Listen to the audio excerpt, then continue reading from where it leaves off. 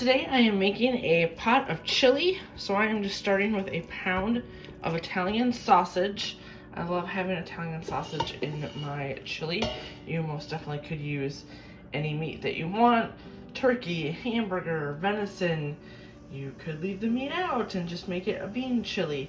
But this is how I like to start my chili. And so we're just gonna cook up this sausage and get that all fried up. Now that our sausage is all cooked up, I am just going to go ahead and add in all of my other ingredients. So, I have a can of black beans that I drained. I have a can of kidney beans. The rest of the beans I am not draining. The rest of the beans I am not draining. Can of chili beans.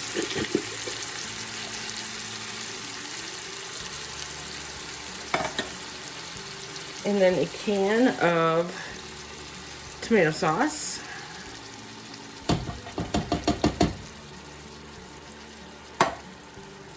I also like to add in a can of tomato soup.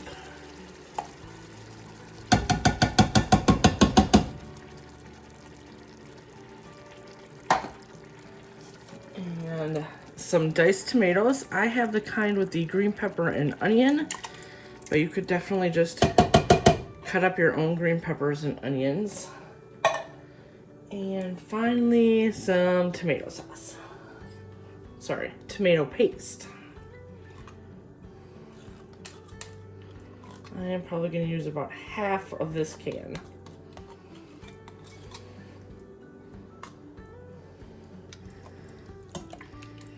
And then I just also like to use the regular spices. So, tiny bit of salt,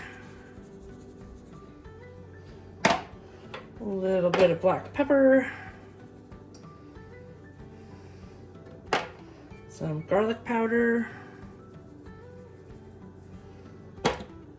onion powder, and last but not least, we have some chili powder.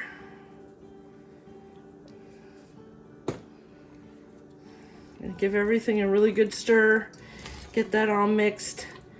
Then I keep that on about medium to medium low, and I am going to let that simmer down for a couple hours, and this will be ready to eat. Living in the Midwest, this is one of my favorite things, is chili, especially on cold January days. Well, we're not really having very many cold days up here in Minnesota. It's extremely warm for this time of year, but this will still be absolutely delicious. Today I am making a buffalo chicken ranch pasta, but we're going to do it in the slow cooker.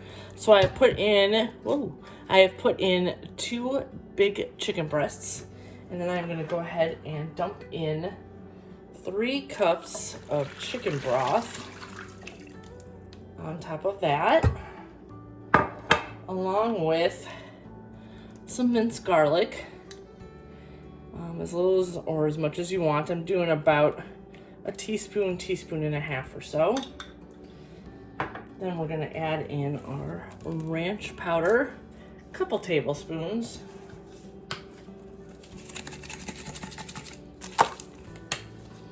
And then we have just some black pepper. Probably a teaspoon or so. And finally, our buffalo sauce. I just have the Frank's buffalo here, and this is a 12-ounce container. I'm going to use about half of this container. You can use more or less depending on how spicy you like that. A little bit more. All right, and then we are going to cover this. Put this on low for about 6 hours. Mine might go a little bit longer since my chicken breast is frozen. If you had fresh, you could probably let it go for 5 or 6. Once that's done, I will show you how we fix this up and get the pasta going. All right, so our chicken has been cooking Oh, fogged you up there. Sorry about that. Chicken has been cooking for about 6.5 hours.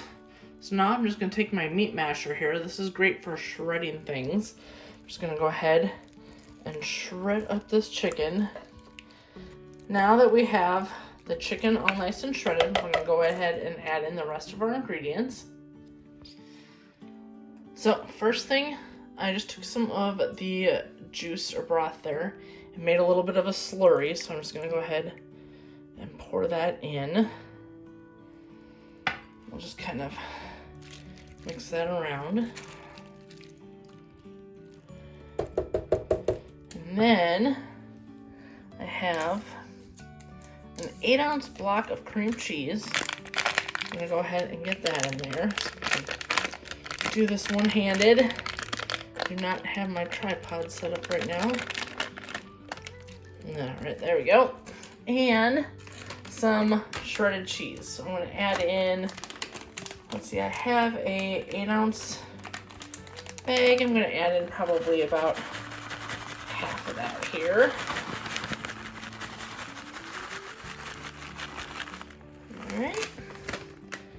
Give that a little bit of stir to get that cheese down in there. I'm gonna try to break up the cream cheese a little bit. I'm gonna put the cover back on, let this cream cheese melt down a little bit, and then we will add our pasta.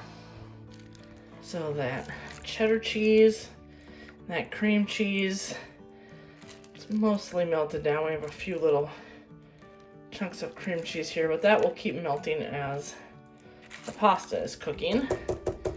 So finally, we're just gonna add in our pasta.